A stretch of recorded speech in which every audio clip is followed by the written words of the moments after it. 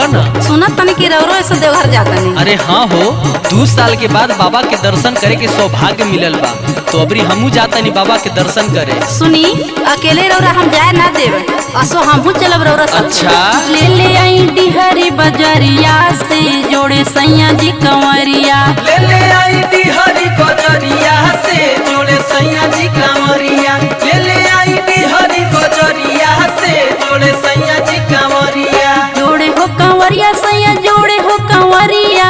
जोड़े हो कंवरिया सैया जोड़े हो कंवरिया। जोड़े हो कंवरिया सैया जोड़े हो कंवरिया। असो तू चल बुका गरिया से धनी देव घर नगरिया। असो तू चल बुका गरिया से धनी देव घर नगरिया। असो तू चल बुका गरिया से धनी देव घर नगरिया। पहिला सुमारी के धनी हो करी हो दर्शनमा। पहिला सुमारी के धनी हो करी हो दर्शनमा। मांगली हो भोले बाबा से मन के मांगनमा। मांगली हो भोले बाबा से मन के मांगनमा। अरे हई देखो ए धनी, असो सावन के पावन महीना में हमनी के औरंगाबाद के सुप्रसिद्ध राइटर दीपक भैया अपना मेहरारू के लेके संगे संगे जाता रे।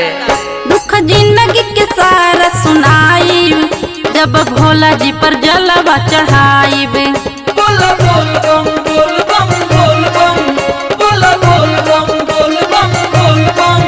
बम छाला पड़ी मन होई मलिन हो, धनी देव घर के रहिया कठिन हो।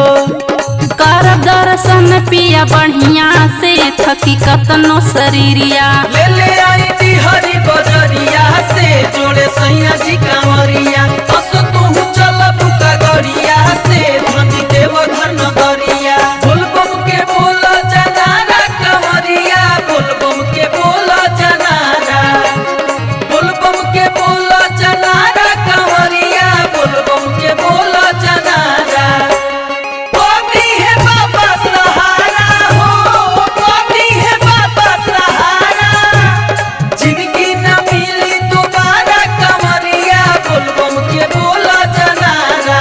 हाय देखो ये धनी अपेक्षा रिकॉर्डिंग स्टूडियो से गुलशन गुलाब जी, साथे साथे गीतकार चंदन पांडे जी, सुमित सिंह जी, और साथे साथे लड्डू बबू जाता रे ए धनी।